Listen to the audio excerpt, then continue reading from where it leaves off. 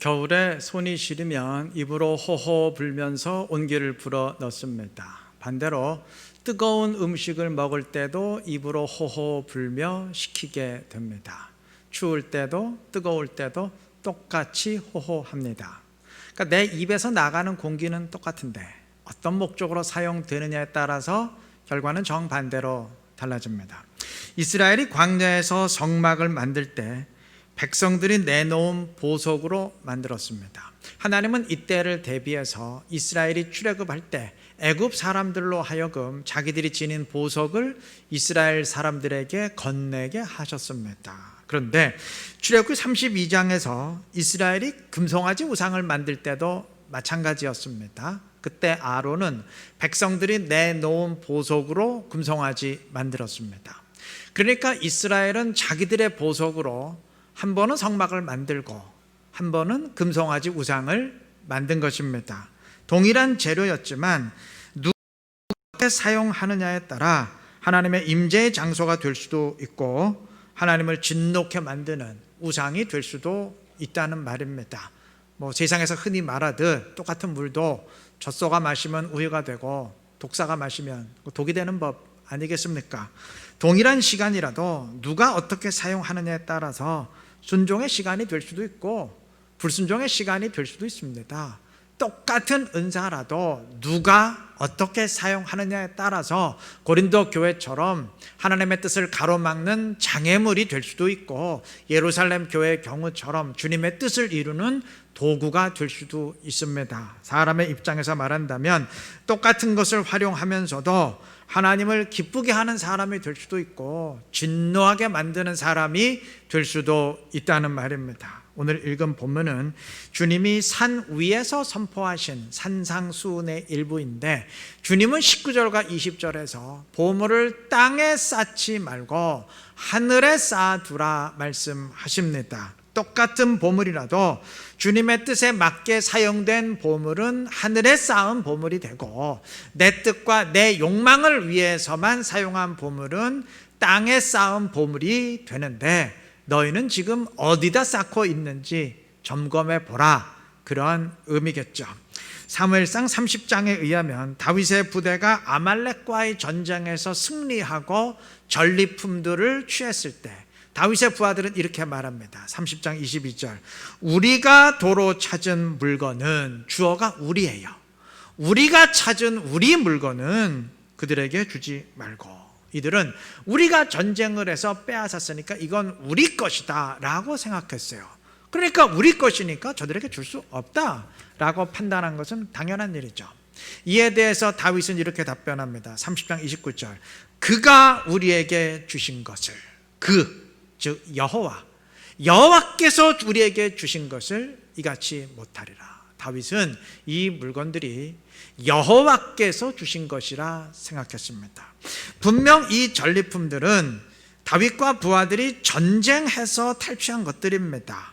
그럼에도 다윗은 그 모든 것들을 하나님이 주셨다 생각했고 그러했기에 하나님의 뜻에 합당하게 사용하려고 했습니다. 다윗의 부하들이 보물을 땅에 쌓는 사람이었다면 다윗은 하늘에 쌓는 사람이었습니다. 여러분, 오늘 본문이 말하는 보물은 단지 하는 것이 아니고 내가 가지고 있는 모든 것들, 이 땅의 모든 것들을 의미합니다. 그리스도인들은 이 땅의 모든 것들이 다 하나님의 것이라는 의식을 지녀야 됩니다. 심지어 나 자신의 주인이 내가 아니고 하나님이라는 사실을 꼭 인식해야 됩니다. 이사야서 43장 1절에서 하나님은 그의 백성들을 향해서 너는 내 것이라 분명히 말씀하셨어요. 우리는 하나님 겁니다. 그리고 로마서 1장 6절에서도 역시 성도들을 예수 그리스도의 것으로 부르심을 입은 자들이라 정의했습니다. 우리 명심해야 됩니다. 나는 하나님의 것이고 그래서 하나님이 나의 주인입니다. 우리 그리스도인들은 이를 늘 인식하면서 내가 하나님의 것인 이상 하나님의 뜻에 합당한 삶을 살도록 힘써야 될 것입니다. 바로 이러한 사람들이 넓은 의미에서 오늘 본문이 말하는 보물을 하늘에 쌓아가는 사람입니다. 주님은 마지막 날 다시 오시는데 다시 오시는 방식을 두 가지로 말씀하셨습니다. 마태복음 24장 42절 43절에서는 주님은 도둑같이 오시겠다 말씀하셨고, 그 다음 25장 1절부터는 열처녀 비유를 통해서 신랑으로 오시겠다 말씀하셨습니다. 우리 모두는 마지막 날 도둑같이 오시는 주님과 신랑으로 오시는 주님 가운데 한 분을 맞이하게 될 것입니다. 어떤 사람은 도둑같이 오시는 주님을 맞이하게 될 것이고, 어떤 사람은 신랑으로 오시는 주님을 맞이하게 될 터인데, 우리 각자가 어떤 주님을 맞이하게 될지는 스스로 평가할 수 있습니다. 스스로 예단할 수 있어요. 본문 말씀처럼 보물을 땅에만 쌓아가는 사람들은 도둑처럼 오시는 주님을 맞이하게 될 것입니다. 왜냐하면 이 땅의 그 어떤 것들도, 이 땅에 쌓은 그 어떤 것들도 죽음 이후까지 가져갈 수 없는 이상, 이러한 사람들은 그 마지막 날, 그동안 이 땅에 쌓았던 모든 것들이 다 허무하게 사라지고 빼앗기는 날이 될 것이기 때문입니다. 그러니 도둑같이 오시는 주님이 되겠죠. 반면 보물을 하늘에 쌓아가는 사람은 신랑으로 오시는 주님을 맞이하게 될 것입니다. 그러한 사람들에게 마지막 날이란 내 손에서 놓아주었던 것들을, 내가 이 땅에 쌓지 않고 주님을 위해 사용한 것들을 주님이 더 크게 갚아주시는 날이 될 것이기 때문입니다. 우리가 그리스도인이라면 도둑같이 오시는 주님이 아니고 신랑으로 오시는 주님 맞이해야 되지 않겠습니까? 어느 책에서 읽은 내용입니다. 그 배추밭에 버려진 배추는 이제 썩어서 악취를 내는데 숲속의 낙엽은 악취가 아니라 향기를 냅니다. 그 왜 그럴까요? 이 저자는 낙엽이 가득한 가을 산을 오르고 내릴 때마다 그게 참 궁금했었는데 어느 날 답을 찾았어요. 여러분, 그 이유는 낙엽은 수분이 하나도 없기 때문입니다. 완전히 메말라서 떨어지는 게 낙엽이죠. 낙엽은 0.1mg이라도 수분이 남아있으면 떨어지지 않고 나뭇가지에 매달려 있다가 완전히 마른 상태가 되어서야 떨어지고, 그렇게 떨어진 낙엽은 배추처럼 썩는 게 아니고 숲속에 가득한 유익한 균들에 의해서 발효된다고 합니다. 그래서 향기를 내는 거예요. 저자는 이것을 인생에 비유하면서 인생도 황혼의 시기, 즉 인생의 가을이 되었을 때 낙엽처럼 다 비우고 갈 수 있다면 썩은 냄새가 아니라 참 향기롭게 발효될 수 있을 것이라 말합니다. 저는 이 글을 읽으면서 우리 그리스도인들의 삶이 곧 낙엽처럼 비우는 삶이 되어야 된다 생각했습니다.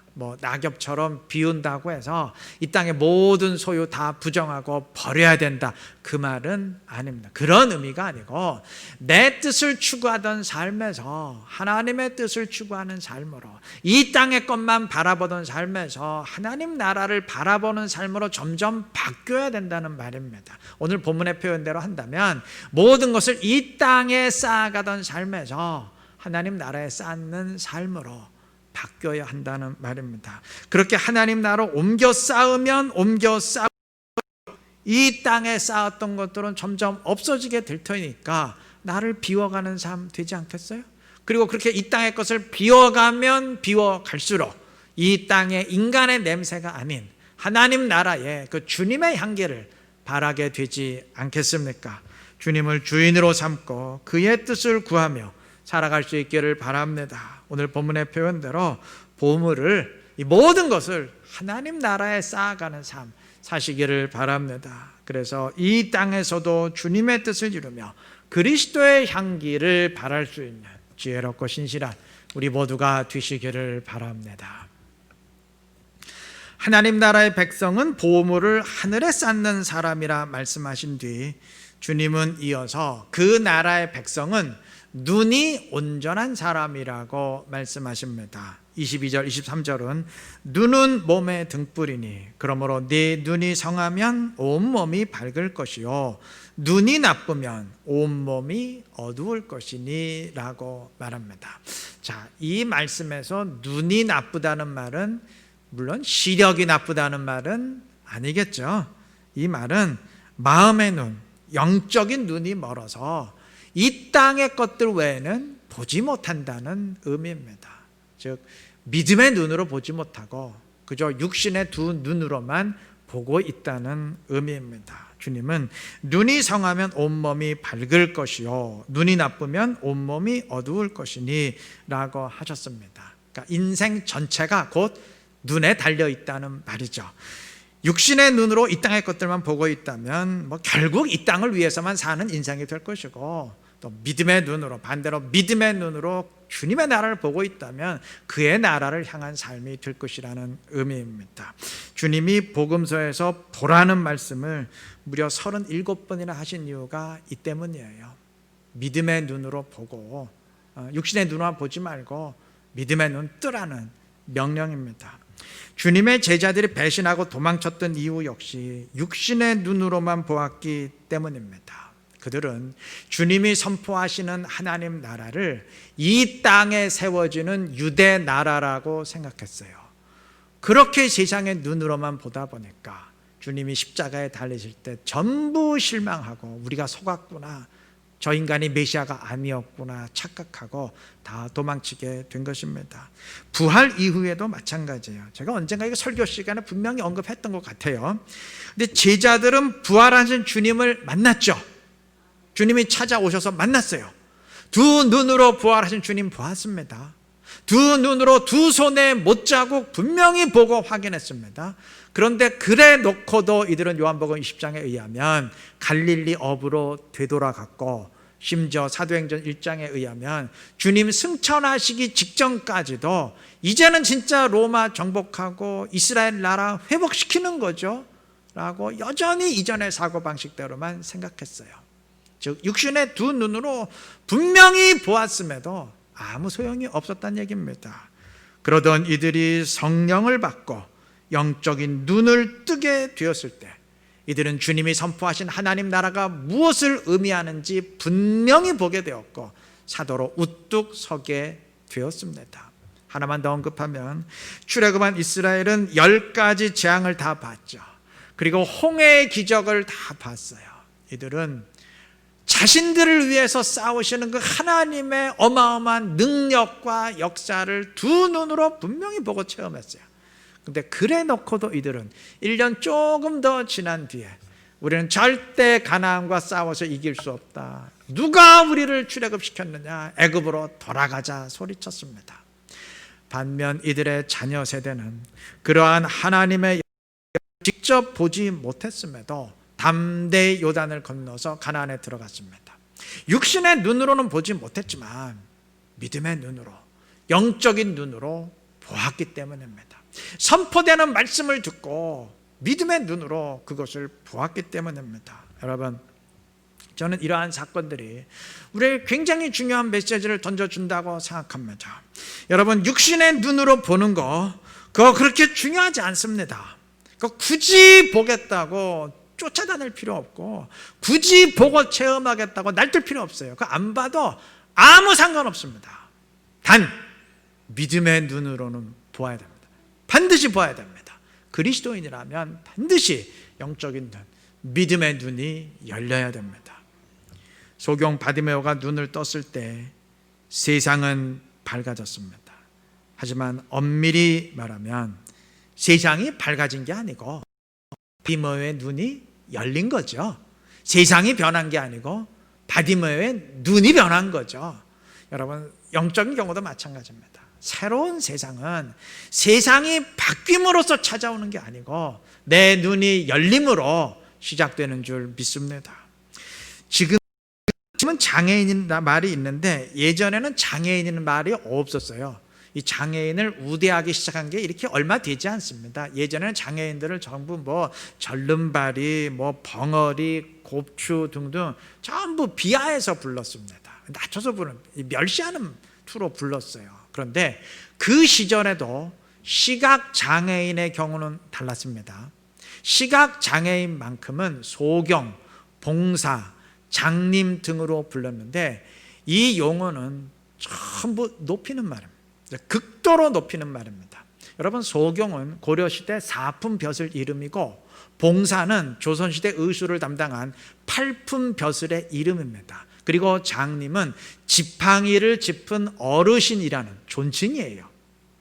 유독 시각장애인만큼은 항상 높여서 불렀습니다. 왜 그랬을까요? 그 이유는 시각장애가 나이 든 뒤에 생기는 경우가 많기 때문이기도 하지만 보다 중요한 이유는 육신의 눈이 어두우면 오히려 마음의 눈이 밝아진다고 믿었기 때문입니다. 다시 말하면 마음의 눈이 밝은 사람을 높이기 위해서 그렇게 불렀던 겁니다. 여러분, 저는 하나님 나라의 원리도 마찬가지라 생각합니다. 여러분, 주님 나라에서 누가 높임받는 줄 아세요? 주님 나라에서 누가 높임받는 줄 아십니까? 눈치를 잘 보는 사람, 돈의 흐름을 잘 보는 사람이 아니에요. 믿음의 눈, 영적인 눈이 밝은 사람, 그러한 사람이 높임받습니다. 다시 말하면 믿음의 눈이 열렸기에 이 땅의 현실만 보지 않냐고 그 현실을 주관하시는 주님을 보고 주님의 나라를 보는 사람, 그러한 사람이 높임받을 것입니다. 이것을 꼭 기억하시고 믿음의 눈 뜨시기를 바랍니다. 내가 아직 믿음이 부족하다 싶으면 기도하세요. 나의 믿음 없음을 도와주십시오. 간구하시고 영적인 눈 뜨시기 바랍니다. 그래서 오늘 본문 말씀처럼 눈이 온전함으로 우리 몸 전체가 성할 수 있어요. 눈이 온전함으로 우리의 신앙생활이 온전하고 주님의 길을 온전히 달려갈 수 있는 지혜롭고 신실한 우리 이루는 게 모든 성도님들 되시기를 바랍니다. 다음에 주님은 하나님 나라의 백성은 두 주인 섬기지 아니하고 오직 주님만을 주인으로 섬기는 사람이라고 말씀하십니다. 오늘 24절까지 읽었는데 저는 24절에서 선포하십니다. 한 사람이 두 주인을 섬기지 못할 것이니, 중간 생략하고요, 너희가 하나님과 재물을 겸하여 섬기지 못하느니라. 여기서 재물을 겸하여 섬기지 못한다 그래서 돈을 벌면 안 된다, 어떤 경제 활동하면 안 된다, 그런 의미는 물론 아니겠죠. 주님은 보물을 땅이 아닌 하늘에 쌓으라고 했지 보물 자체를 만들면 안 된다고 하지는 않으셨어요. 믿는 사람이건 안 믿는 사람이건 열심히 일하며 살아야 한다는 점에서는 같습니다. 다른 게 없어요. 단 하나님 나라의 백성은 열심히 일하며 돈을 벌되 돈을 비롯한 이 땅의 그 무엇을 주인으로 삼고 내가 그 주인의 종이 되어서는 안 됩니다. 오직 우리의 주인은 주님 한 분이어야 되고 그 외 다른 모든 것들은 활용의 대상이어야 됩니다. 그래야 삶의 질서가 제대로 잡힌 것이죠. 여러분, 돈은 힘이 강합니다. 이 자본주의 시대에 사실 돈만큼 위력적인 것도 없을 거예요. 오죽하면 피는 물보다 진하고 돈은 피보다 진하다 그러겠습니까? 아마 주님이 대표적으로 재물을 언급하신 이유도 이 세상 모든 것들 가운데 돈에 굴복할 위험이 제일 크기 때문일 겁니다. 두 주인을 섬긴다면 아마 하나님과 더불어 돈을 섬길 가능성이 제일 크다라고 생각하셨기 때문일 겁니다. 때문에 우리는 명심해야 됩니다. 그리스도인들은 로마서 14장 8절 말씀처럼 살아도 주를 위해 살고 죽어도 주를 위해 죽는 사람들이지, 무슨 살아도 돈을 위해 살고 죽어도 돈을 위해 죽는 사람들은 아니겠죠. 여러분, 우리 세상에서도 돈의 주인이 되어야지 돈의 노예가 되어서는 안 된다 강조하는데, 하물며 하나님의 자녀인 우리 그리스도인들이 돈의 노예가 되어서야 되겠습니까? 그리스도인들이 좀 부유하게 살 수도 있고 또 가난하게 살 수도 있습니다. 남들보다 내세울 만한 재능과 능력이 많을 수도 있고 그 반대일 수도 있습니다.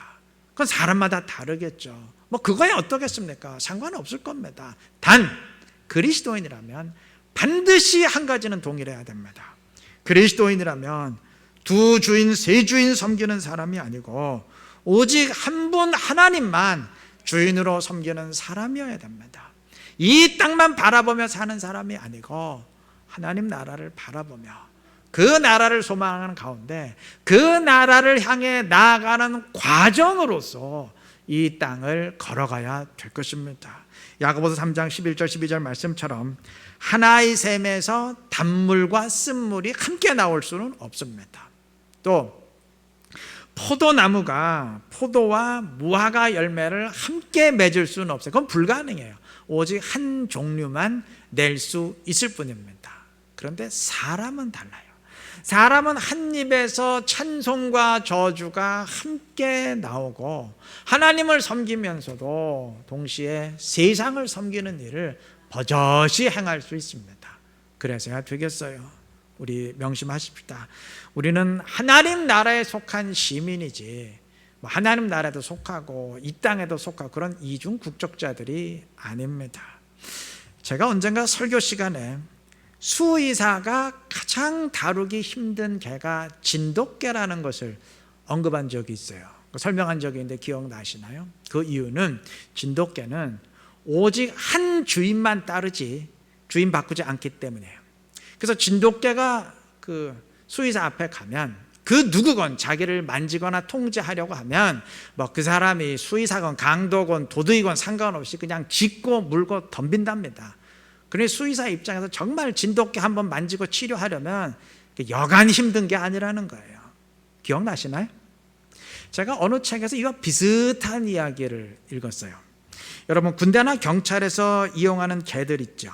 주로 그 셰퍼드라는 굉장히 큰 개들이 사용되는데 우리는 흔히 이제 사파트라고 부르죠. 우리나라의 진돗개는 그 지능이나 경비 능력이나 전투력에 있어서 셰퍼드보다 훨씬 뛰어나면 뛰어났지 절대 못하지 않다고 합니다. 덩치는 좀 작지만 셰퍼드보다 전투 능력이 훨씬 뛰어나다고 합니다. 근데 그렇게 뛰어난데도 진돗개가 경찰이나 군대에서 사용되는 일은 없어요. 왜 그럴까요? 왜 훨씬 뛰어나는데 뛰어나지 못할까요? 그 이유는 역시 진돗개는 오직 한 주인만 따르고 절대 주인 바꾸지 않기 때문입니다. 여러분 셰퍼드는 주인 바뀌는 것을 전혀 개의치 않지만 진돗개는 절대 안 바꿔요. 근데 문제는 일반 가정집에서야 똑같은 가족들이 그 진돗개를 계속 끝까지 키울 수 있지만 군대나 경찰에서는 그게 불가능하잖아요. 그 담당자가 일정 기간이 지나면 제대하지 않습니까? 그러면 새로운 사병이 그 개를 맡아서 훈련시키고 관리해야 되는데 이런 경우 셰퍼드는 한 3일만 지나면 아무 거리낌 없이 새 담당자를 주인으로 따르는데 진돗개는 그게 불가능하답니다. 절대 이전 주인 말만 따라가지 새 주인 따르지 않는다고 합니다. 그러니 뭐 경찰견이나 군용견으로는 사용할 수 없는 거죠. 여러분 제가 지금 이 얘기 왜 하는지 다 짐작하시겠죠? 뭔가 좀 의미가 있지 않습니까? 두 주인, 세 주인, 뭐 주인 바꾸기를 예사로 하는 사람이라면 교회에서는 주님이 내 주인이고 교회 밖 나가면 세상 가면 돈이 내 주인이고 또 다른 데 가면 명예가 내 주인이고 뭐 그냥 계속 주인을 바꾸는 사람이라면 이 진돗개를 통해서라도 좀 배워야 할 일입니다. 우리말에 그런 욕 있죠. 개만도 못한 사람. 자칫하면 우리가 영적으로 정말 진돗개만도 못한 사람 될 수 있습니다. 주인 바꾸기를 예사로 하고 있다면 진짜 이 진돗개만도 못한 그런 그리스도인일 수 있어요. 우리가 그래서야 되겠습니까? 우리는 모두 하나님의 자녀입니다. 하나님의 자녀가 되었으니 두 주인, 세 주인 섬기는 삶 이제 다 청산하고 오직 주님만 주인으로 삼고 살아가시기를 바랍니다. 그래서 그 나라의 백성으로서 이 땅에서도 하나님 나라를 살아가며 주님의 영광 충만히 드러낼 수 있는 지혜롭고 복된 우리 모두가 되시기를 그리스도의 이름으로 축원합니다.